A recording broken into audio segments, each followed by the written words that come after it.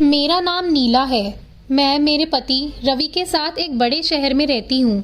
मेरे पति अच्छी नौकरी करते हैं। नौकरी करते अभी उन्हें 2 साल हुए हैं। हमारी शादी को अभी 1 साल हुआ है। शादी के बाद मैं उनके साथ यहीं रहने आ गई। उन्होंने एक अच्छी सोसाइटी में किराए का मकान लिया है। पास में कई बड़े बड़े घर हैं। यहाँ रहना एक अलग सी बात लग रही है। क्योंकि शादी को अब 1 साल हो गया तो मैंने भी सोचा कि मैं भी जॉब वापस कर लेती हूँ। हालांकि रवि इसके लिए मना करते थे, कहते थे कि वो अच्छा कमाते हैं, क्या ज़रूरत है। लेकिन फिर भी मैंने जॉब ज्वाइन कर ली। जॉब के साथ घर का काम करने में थोड़ी परेशानी हो रही थी, इसीलिए मैंने सोचा कि घर में काम करने के लिए एक नौकरानी रख लेती हूँ। लेकिन बड़े शहरों में अच्छा काम करने वाली का मिलना ज़्यादा मुश्किल होता है। इतनी जल्दी किसी पर विश्वास किया भी नहीं जा सकता। हमारी सोसाइटी में कई घरों में काम करने वाली आती थी। सोसाइटी में मैंने तलाश की। आसपास के घर में काम करने वाली से मैंने बात की, लेकिन कोई भी अब और ज़्यादा काम लेना नहीं चाहता था। इसीलिए सभी ने मुझे मना कर दिया। मैंने ये बात रवि को बताई और उन्हें कोई काम करने वाली को ढूंढने को कहा। रवि ने कहा कि वो कुछ करते हैं। कुछ दिनों के बाद उन्होंने घर पर एक काम करने वाली रख ली। रवि उन्हें पहले से जानते थे। शादी के पहले रवि वहां से अपने लिए खाना मंगवाते थे। उनका नाम राखी था। वो 48 साल की होंगी। मुझे तो जैसे कि सुकून मिल गया हो। अब मैं अपनी जॉब आराम से कर सकती थी। सुबह और शाम को खाना बनाने का कोई झंझट नहीं था। घर में कोई काम करने वाला जो आ गया था, वो बड़ा अच्छा खाना बनाती थी। रवि तो पहले भी उनका बना खाना खाते थे, तो उन्हें तो पता था, इसलिए वो उन्हें लेकर आए थे। मेरे पति सुबह जल्दी जॉब पर जाते हैं। मैं उनके बाद जाती थी और उनके पहले ही आ जाती थी। मेरे आने तक राखी काम करने आ जाती थी, इसलिए घर की चाबी उनके पास भी रहती थी।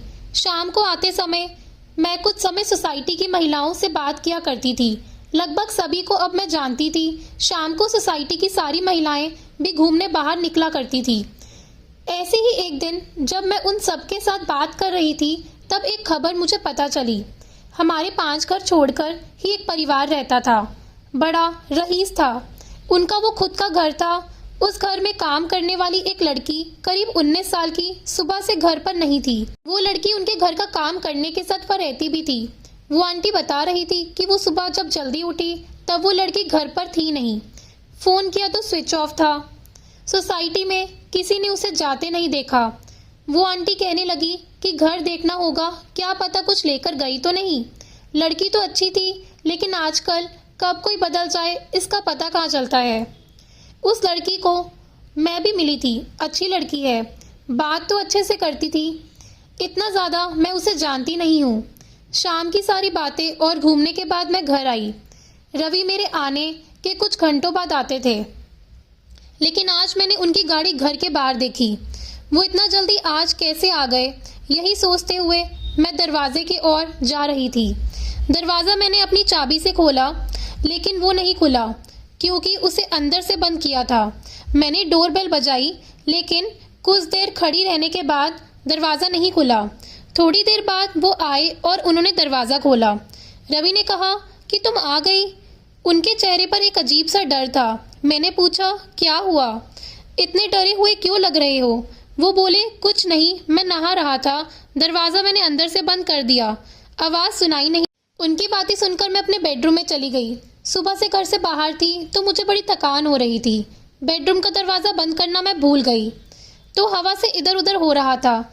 जब दरवाज़ा खुला होता है तो मेरे बेडरूम के मिरर से हमारे हॉल का बाथरूम दिखाई देता है। मैं मिरर के आगे खड़ी होकर अपना मेकअप निकाल रही थी कि मुझे वो लड़की मिरर में दिखी, वो भी हमारे हॉल के बाथरूम में। रवि भी उस बाथरूम में घुसा जिसमें वो लड़की पहले से ही थी। यह सब मैंने क्या देखा, मुझे यकीन ही नहीं हुआ। इतना देखने के बाद मेरे बेडरूम का दरवाज़ा बंद हो गया हवा से। मुझे अब बाहर का कुछ दिखाई नहीं दे रहा था। मैं अपना सर पकड़कर अपने बिस्तर पर बैठ गई। मैं सोच रही थी बाहर जाकर देख, और जो भी मैंने देखा वो गलत हो। मैं धीरे धीरे अपना बेडरूम का दरवाज़ा खोलने के लिए गई। मैंने दरवाज़ा खोला तो बाथरूम का दरवाज़ा तो खुला था। रवि और वो लड़की दोनों ही वहाँ नहीं थे। मेरी स्थिति उस समय क्या थी मैं बता नहीं सकती। मैं ये सोच रही थी कि रवि उस लड़की को कैसे जानता है। वो लड़की जब मैं यहाँ नहीं थी तब रवि के साथ क्या कर रही थी और अब रवि उसे लेकर कहाँ गए हैं। मैंने सोचा कि मैं रवि को फ़ोन करूँ। मैंने उसी समय फ़ोन किया। रवि ने कुछ देर बाद फ़ोन उठाया।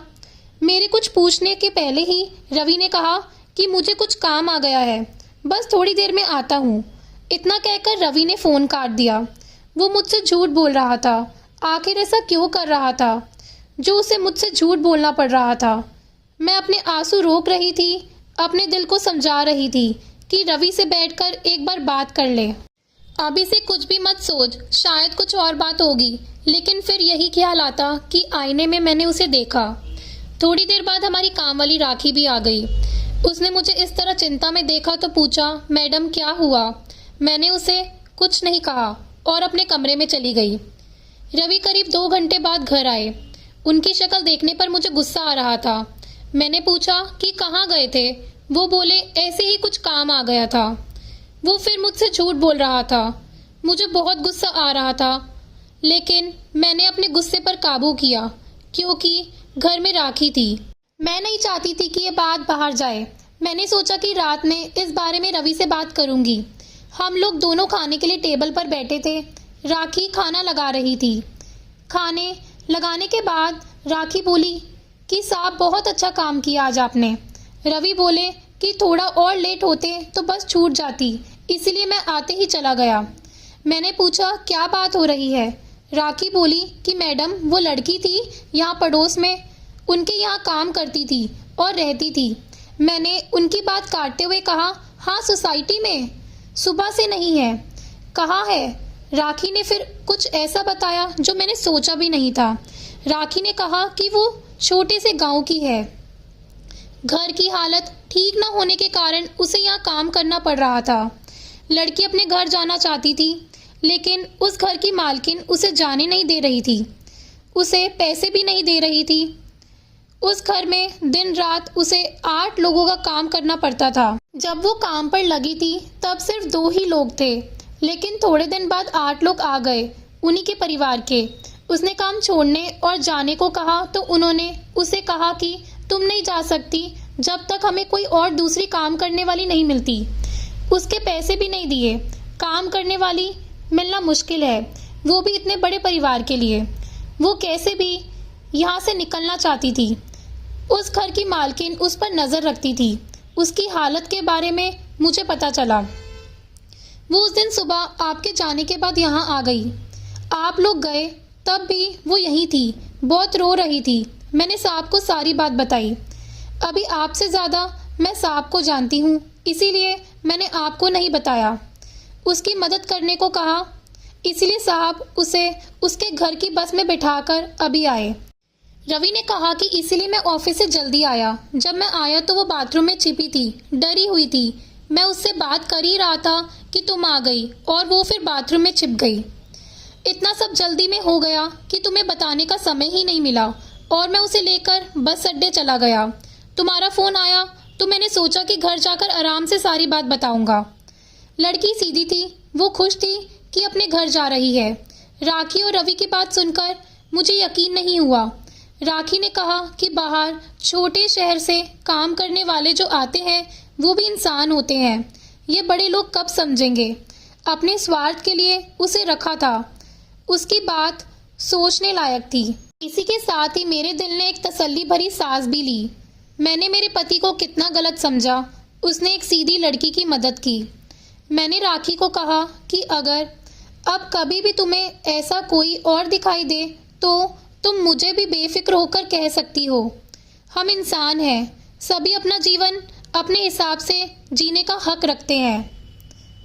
दोस्तों, अगर आपको ये कहानी पसंद आई हो तो प्लीज़ लाइक करना और चैनल को सब्सक्राइब करना। धन्यवाद।